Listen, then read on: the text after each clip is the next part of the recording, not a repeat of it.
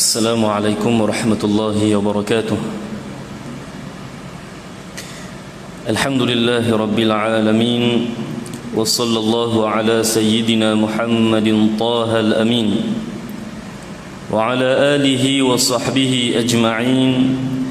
اللهم لا سهل إلا ما جعلته سهلا، وأنت تجعل الحزن إذا شئت سهلا. اللهم علمنا ما جهلنا وذكرنا ما نسينا وزدنا علما ونعوذ بك من حال أهل النار.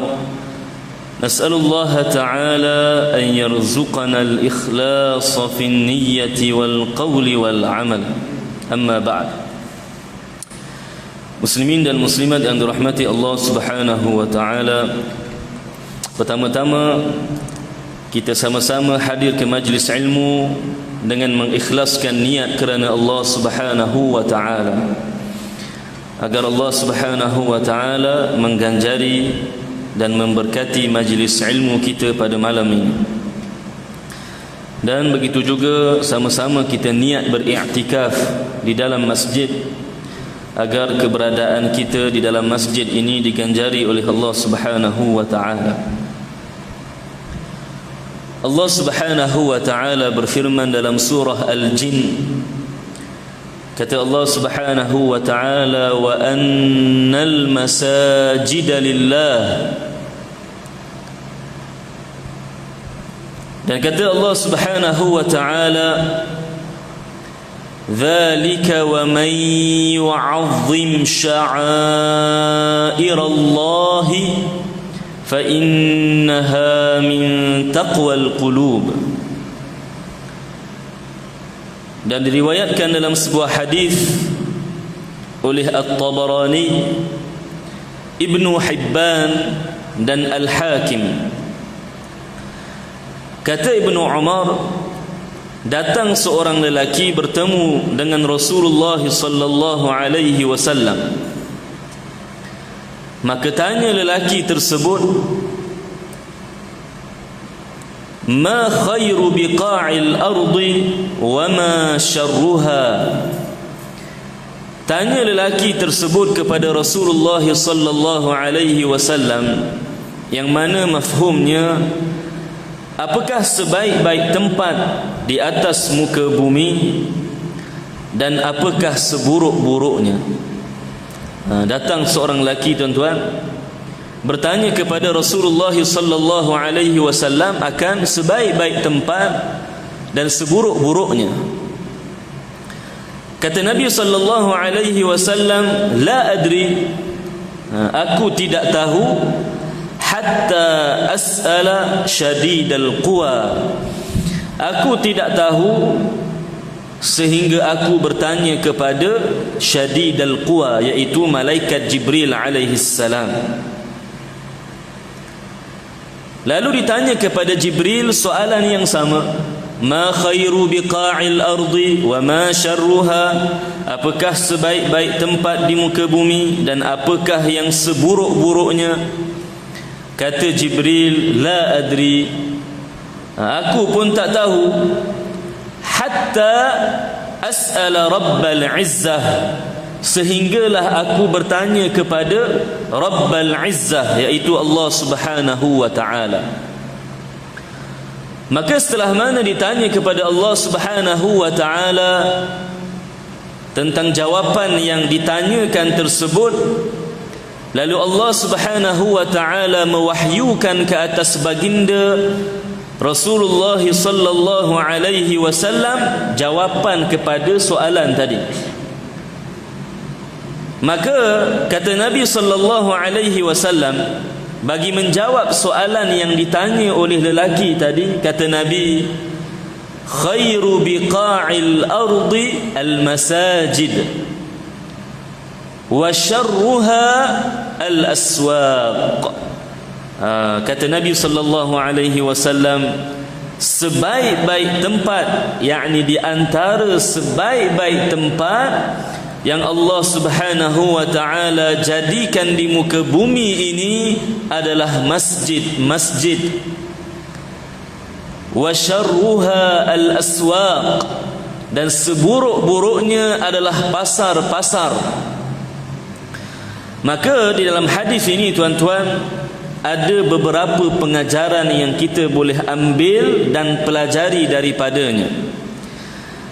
Pengajaran yang pertama, yang mana ia pengajaran yang sangat jelas kepada kita, bahawasanya masjid-masjid adalah antara sebaik-baik tempat yang Allah Subhanahu wa ta'ala jadikan di muka bumi ini. Daripada firman Allah Subhanahu wa ta'ala yang kita bacakan tadi, kata Allah Subhanahu wa ta'ala, wa annal masajida lillah, dan kata Allah Subhanahu wa ta'ala, dzalika wa man yu'azzim sya'airallah fa innaha min taqwal qulub.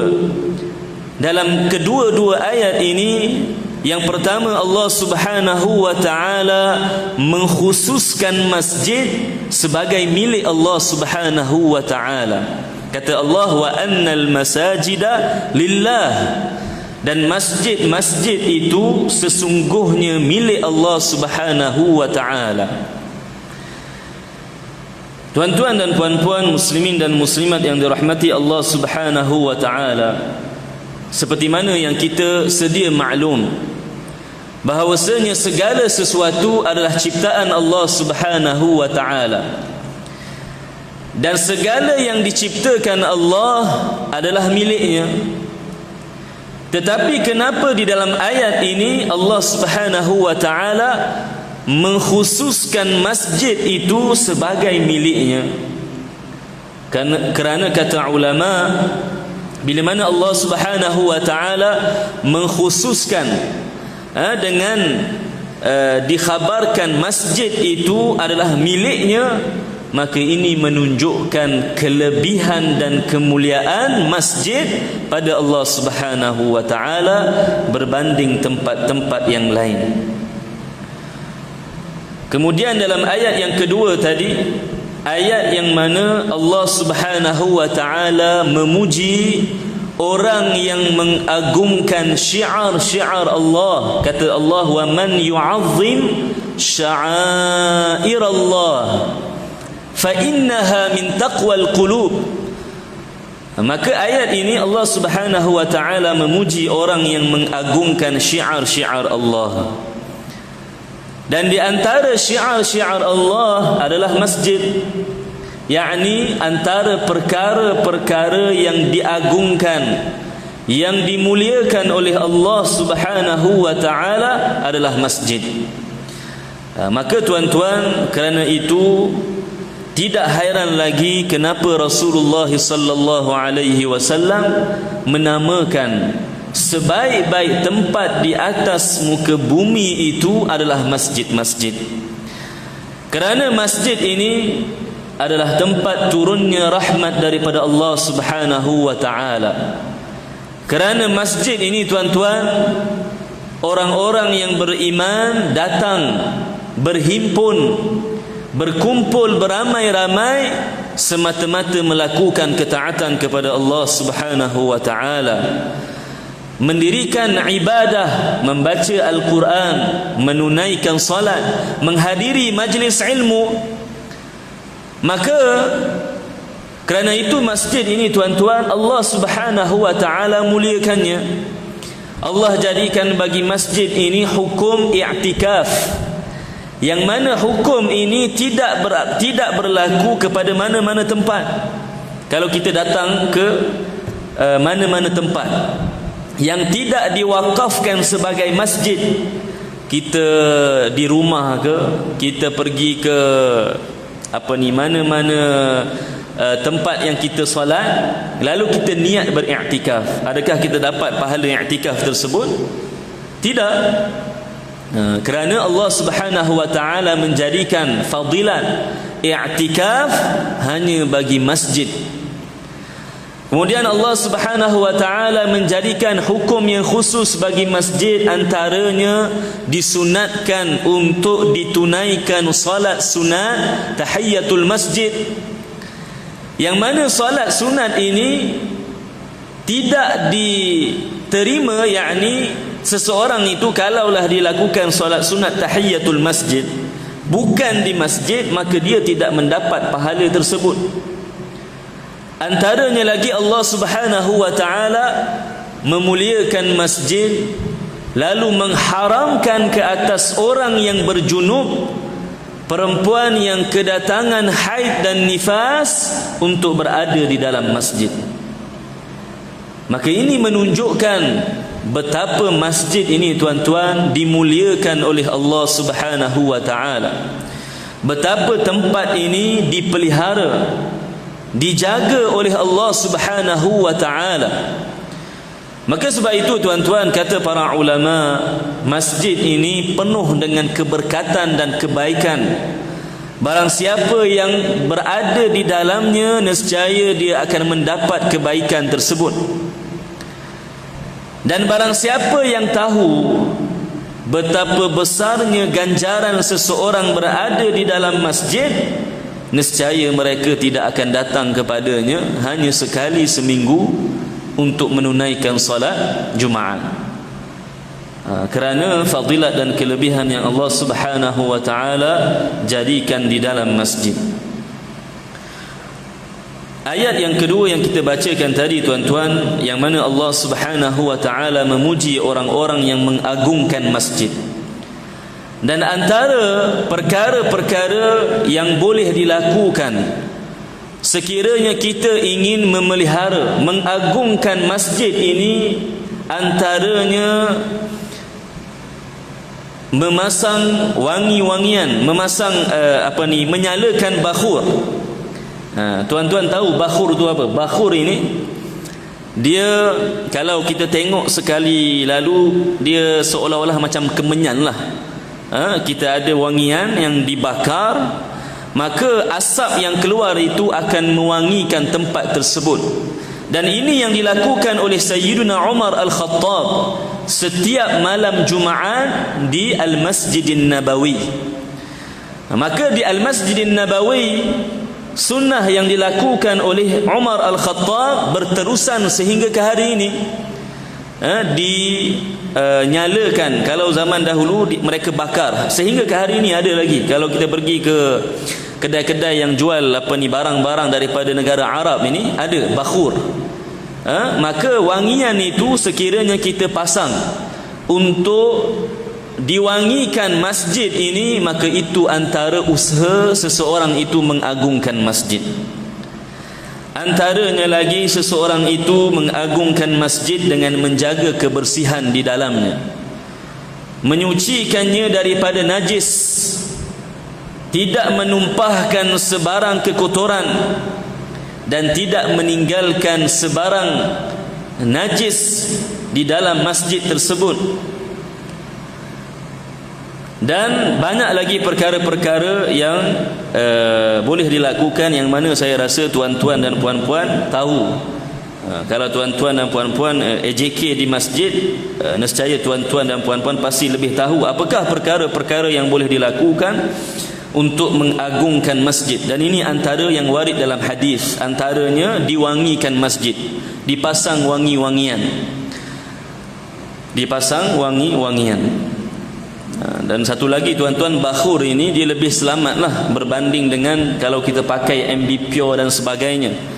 Kerana wangian-wangian yang seperti itu kadang-kadang kita tidak pasti adakah di dalamnya ada alkohol ataupun tidak. Adapun bakhur dijamin ia tidak dicampur di dalamnya dengan alkohol. Maka tuan-tuan yang dirahmati Allah Subhanahu wa taala, difahami daripada hadis baginda Rasulullah sallallahu alaihi wasallam bahawasanya antara sebaik-baik tempat itu adalah masjid, dan seburuk-buruknya adalah pasar. Pasar ini, tuan-tuan, mana-mana tempat yang mana manusia berhimpun di dalamnya dengan kelalaian, dengan melakukan banyak fitnah.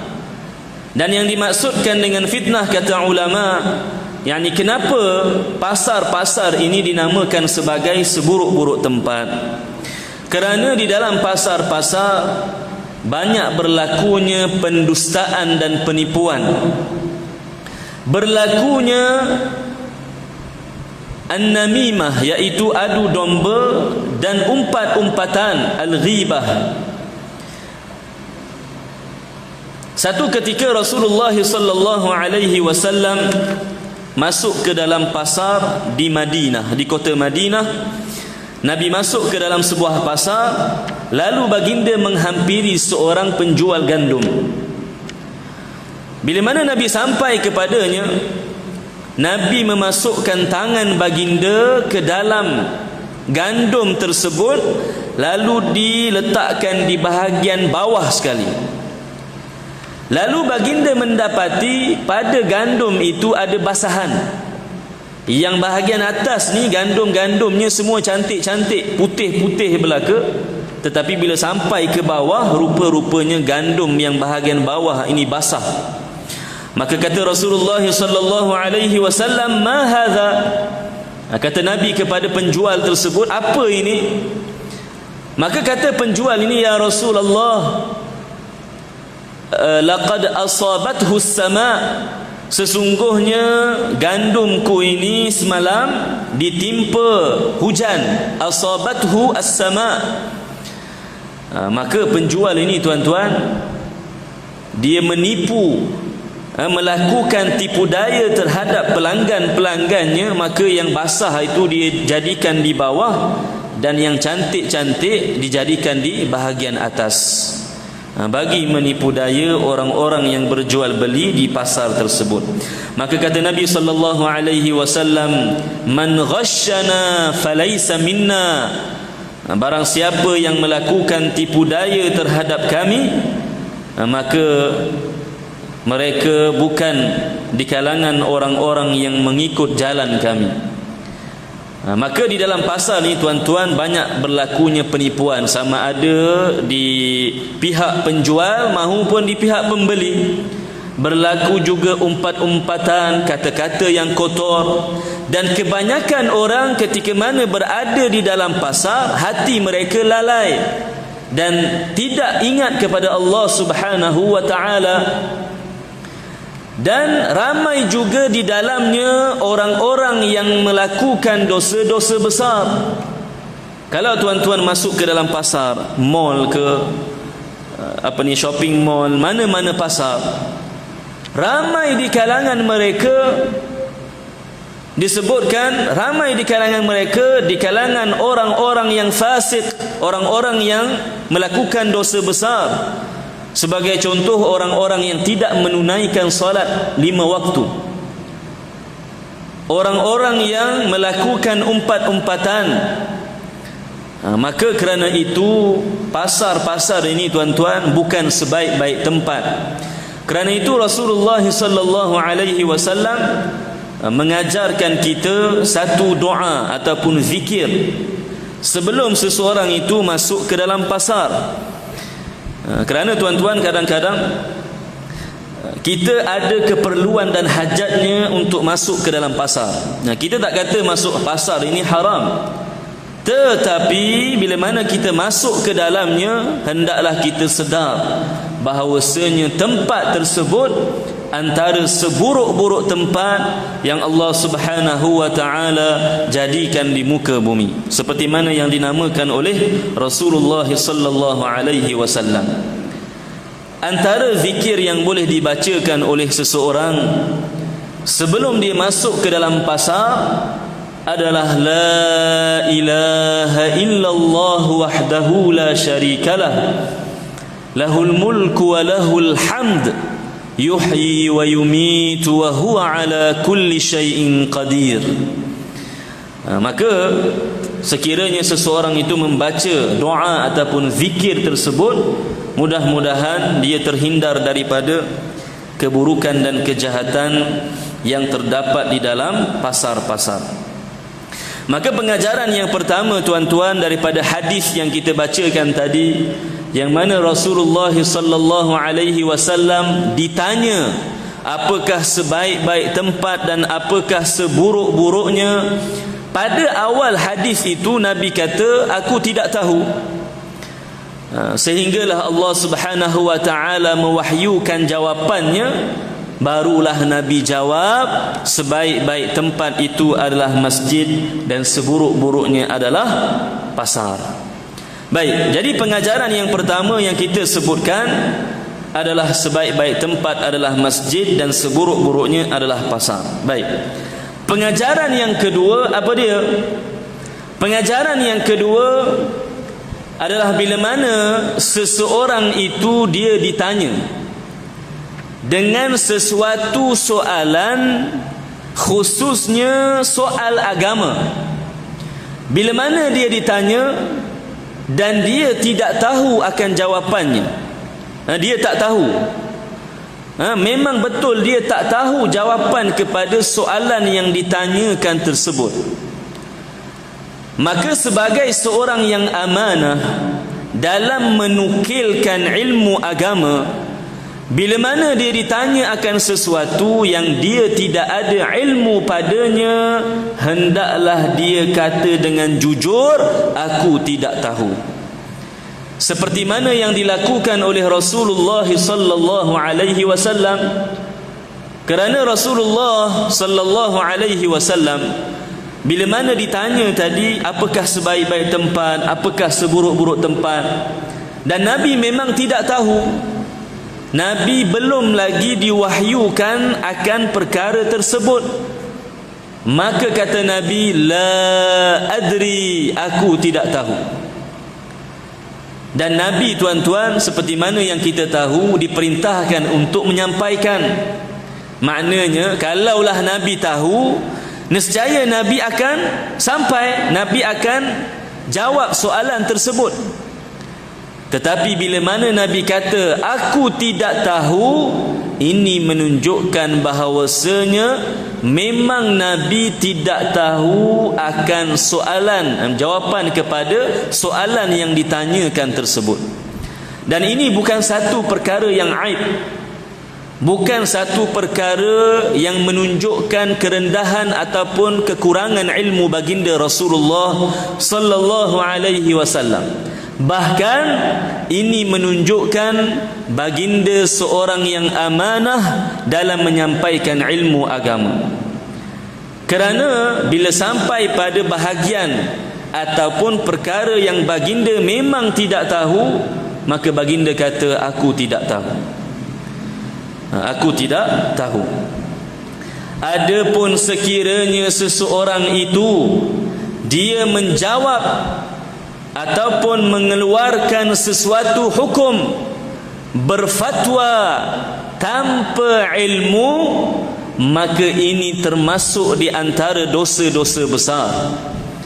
Orang yang berfatwa tanpa ilmu, sebagai contoh, kita ni kadang-kadang tuan-tuan, orang tengok kita ini, mungkin kita ini sebagai seorang ustaz, ataupun orang tengok kita ini sebagai imam, atau AJK masjid, atau kita ini seseorang yang bekerja di jabatan agama, atau kita pelajar jurusan agama.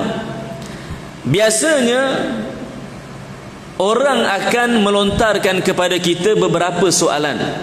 Dia nampak kita ni macam ustaz ataupun berkopiah, berjubah ni, maka kadang-kadang orang tanya hukum hakam. Sebagai contoh, orang tanya kepada imam, sebagai contoh, imam, apakah hukum kalau saya solat dalam keadaan sekian dan sekian? Ustaz, apakah hukum sekiranya seseorang itu bernikah, berwalikan fulan bin fulan? Doktor sebagai contoh, dia doktor, profesor sebagai contoh. Ditanya apakah hukum kalau seseorang buat sekian dan sekian, mengeluarkan zakat dengan cara sekian dan sekian.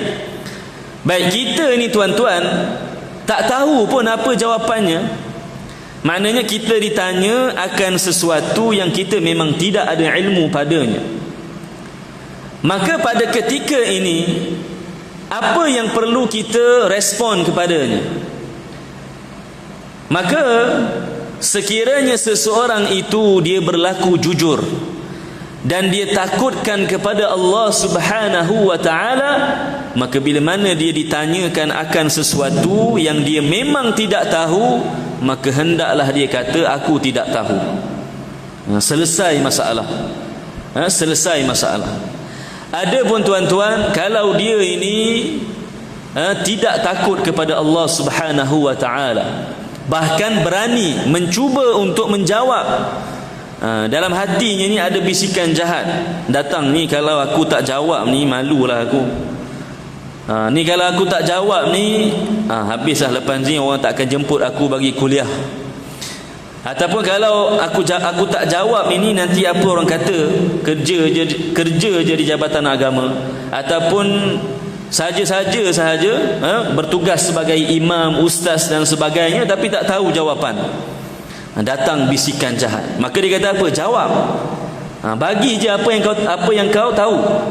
Ataupun istilahnya goreng sahaja, asalkan ada jawapan. Maka mulalah dia menjawab, mengeluarkan sesuatu hukum tanpa ilmu, berfatwa, mengeluarkan hukum tanpa ilmu. Maka orang seperti ini dilaknat oleh Allah Subhanahu wa ta'ala. Dan seperti mana yang kita katakan tadi, orang yang berfatwa tanpa ilmu, menjawab sesuatu hukum tanpa ilmu, dia berdosa besar. Kata Allah Subhanahu wa ta'ala dalam surah Al-Isra, kata Allah Subhanahu wa ta'ala, wala taqfu ma laysa laka bihi ilm, inna as-sam'a wal basara wal fuada kullu ulaika kana anhu mas'ula. Kata Allah Subhanahu wa ta'ala, wala taqfu ma laysa laka bihi ilm, jangan engkau mengatakan sesuatu yang engkau tidak ada ilmu padanya, kerana sesungguhnya pendengaran, penglihatan dan hati ini kesemuanya akan dipersoalkan oleh Allah Subhanahu wa ta'ala pada hari kiamat kelak. Dan sabda baginda Rasulullah sallallahu alaihi wasallam dalam sebuah hadis, kata Nabi, man afta bi ghairi ilm la'anathu al malaikatu wan nasu ajma'in. Kata Nabi sallallahu alaihi wasallam, barang siapa yang berfatwa tanpa ilmu, maka dia dilaknat oleh para malaikat dan manusia keseluruhannya. Maka sebab itu tuan-tuan, jangan kita berfatwa tanpa ilmu. Perkara yang kita memang tidak tahu, katakan aku tidak tahu. Hari ini tuan-tuan, antara musibah yang berlaku di hari ini adalah semua orang nak bercakap soal agama sedangkan dia tidak ada ilmu padanya. Yang dia kata apa dia? Pada pendapat saya sekian dan sekian. Pada fikiran saya hukum ini sepatutnya sekian dan sekian. Maka hukum itu berbalik kepada pendapat dan fikirannya, bukan berdasarkan sumber seperti Al-Quran, hadis, ijma' para ulama.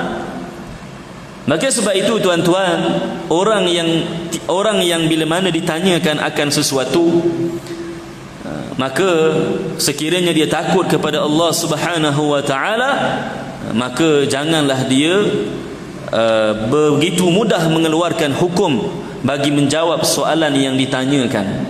Sebab itu tuan-tuan, kalau tuan-tuan melihat mana-mana agamawan, ustaz, mufti, tok guru ataupun syekh, bila mana dia kata aku tak tahu, maka jangan kita kata kepada dia, jangan kita kecam pula dia. Bahkan bila mana dia kata aku tak tahu, ini menunjukkan dia seorang yang amanah dalam menukilkan ilmu agama. Sebab kalau dia tahu pasti dia jawab. Tapi bila mana dia kata tidak tahu, maknanya dia memang tidak tahu. Dan mengatakan tidak tahu ini tuan-tuan, kita kata aku tak tahu ini, bila mana ditanya akan sesuatu yang memang kita tak tahu, Ini antara sifat-sifat para sahabat dan para salihin. Satu ketika Sayyiduna Abu Bakar As-Siddiq radhiyallahu anhu pernah ditanya akan tafsiran satu perkataan dalam Al-Quran. Di dalam surah An-Naba, kata Allah Subhanahu wa taala dalam satu ayat, wa fakihatan wa abba. Maka Sayyiduna Abu Bakar As-Siddiq ditanyakan tentang tafsiran makna perkataan wa abba dalam ayat tadi. Dan Sayyiduna Abu Bakar As-Siddiq tidak tahu apakah tafsirannya. Walaupun Abu Bakar As-Siddiq seorang yang berbangsa Arab, fasih dalam bahasa Arab, tetapi kerana belum lagi dengar daripada Nabi apa tafsiran ayat tersebut, maka dia tidak menjawabnya. Bahkan katanya, ayyu sama'in tudhilluni wa ayyu ardin tuqilluni an aqula syai'an la ilma li bih. Kata Abu Bakar As-Siddiq, langit mana yang nak menampung aku, bumi mana yang nak langit mana yang nak melindungi aku, dan langit mana yang nak melindungi aku, dan bumi mana yang nak menampung aku, sekiranya aku mengatakan sesuatu yang aku tidak ada ilmu padanya. Maka lihat tuan-tuan bagaimana Abu Bakar As-Siddiq takut kepada Allah Subhanahu wa taala oleh kerana dia tak tahu tafsir ayat itu apa. Walaupun dia orang yang berbangsa Arab, fasih bertutur bahasa Arab, tetapi tidak ada keberanian untuk mengatakan sesuatu yang memang dia tidak ada ilmu padanya. Begitu juga berlaku kepada Sayyidina Ali radhiyallahu anhu. Sayyidina Ali masyhur dengan gelaran pintu kepada kota ilmu. Kata Nabi, Aliun, kata Nabi sallallahu alaihi wasallam, "Lau kuntu madinatal ilm," kalaulah aku ini ibarat sebuah kota ilmu, lakana Aliyun babaha, nescaya Ali itu pintu kepada kota ilmu tersebut. Nak menunjukkan bahawasanya Ali memiliki ilmu yang sangat tinggi di kalangan para sahabat yang lain. Meskipun begitu, Sayyiduna Ali, kalaulah beliau ditanya akan sesuatu yang beliau tidak tahu jawapannya, maka beliau kata, aku tidak tahu. Maka Ali merasakan satu kelegaan yang sangat dahsyat di dalam hatinya. Rasa tenang bila dia jawab aku tak tahu pada perkara yang memang dia tidak tahu. Apa kata Sayyiduna Ali? Katanya, wa bardaha ala kabidi an us'ala an syai'in la ilma li bihi fa aqulu la adri. Kata Sayyiduna Ali, wa bardaha ala kabidi, maknanya alangkah sejuknya hati aku, an us'ala an syai'in, sekira-kira aku ditanyakan akan satu soalan, la ilma li bihi, yang mana soalan itu aku tidak ada ilmu padanya, fa aqulu la adri, maka aku katakan aku tidak tahu. Maka kesemua yang kita sebutkan ini tuan-tuan menggalakkan seseorang itu memperingatkan umat Islam agar berhati-hati ketika menjawab sesuatu hukum, berhati-hati ketika mengeluarkan sesuatu fatwa, kerana kemudaratan yang akan berlaku bukan sahaja pada orang yang berkata-kata tersebut, bahkan ia akan tersebar kemudaratan fatwa ataupun hukum hakam yang dikeluarkan tanpa ilmu. Nah, cuba bayangkan tuan-tuan, kita ini katakan ustaz ataupun doktor, yang mana orang jadikan kita sebagai rujukan. Cuba bayangkan kita keluarkan hukum tanpa ilmu. Kita keluarkan hukum tanpa ilmu, kemudian hukum itu pula tersebar kepada fulan, tersebar kepada fulan, fulan dan fulan, dan begitulah seterusnya tersebar. Kata ulama, walaupun hukum yang dia keluarkan itu, yang dia keluarkan tanpa ilmu itu bertepatan dengan syarak, walaupun bertepatan dengan syarak, tetapi oleh kerana dia mengeluarkannya tanpa ilmu, dia tetap berdosa besar. Nah, maka tuan-tuan, pengajaran yang kedua daripada hadis yang kita sebutkan tadi, bahawasanya barang siapa yang ditanyakan akan sesuatu, khususnya soal agama, yang mana dia memang tidak tahu akan jawapannya, hendaklah dia katakan aku tidak tahu, ataupun sekurang-kurangnya dia kata aku rujuk semula, ataupun aku akan tanya kepada yang lebih arif. Jangan dia rasa-rasa dan sebagainya. Jangan, takut kepada Allah Subhanahu wa taala dalam menukilkan ilmu agama. Kemudian pengajaran yang ketiga dan pengajaran yang terakhir, saya rasa pengajaran yang ketiga tuan-tuan daripada hadis ini, bahawasanya sekiranya seseorang itu ingin bertanyakan soal agama, ataupun dengan kata lain dia ingin menuntut ilmu agama, maka hendaklah ilmu agama itu dituntut daripada ahlinya. Ilmu agama ada ahlinya tuan-tuan, seperti mana bidang-bidang yang lain. Kalaulah seseorang itu tuan-tuan, dia rosak kereta di tepi jalan dan dia perlukan bantuan, dia nak hubungi seseorang yang boleh membantu menyelesaikan masalahnya, maka dia akan call siapa? Dia akan call siapa? Adakah dia akan call Pak Mat, Pak Abu yang menjual sayur di pasar? Tidak. Tetapi dia akan bertanya kepada mekanik sebagai contoh. Dia akan bertanya kepada ahlinya. Sama juga dengan Pak Mat, Pak Abu yang menjual sayur di pasar. Kalau Pak Mat, Pak Abu tuan-tuan, dia nak bina sebuah rumah, dia dah ada tanah, dia dah ada plan, dia dah ada duit, tinggal ada orang yang boleh conduct macam mana nak bina rumahnya. Adakah dia akan call mekanik? Tidak.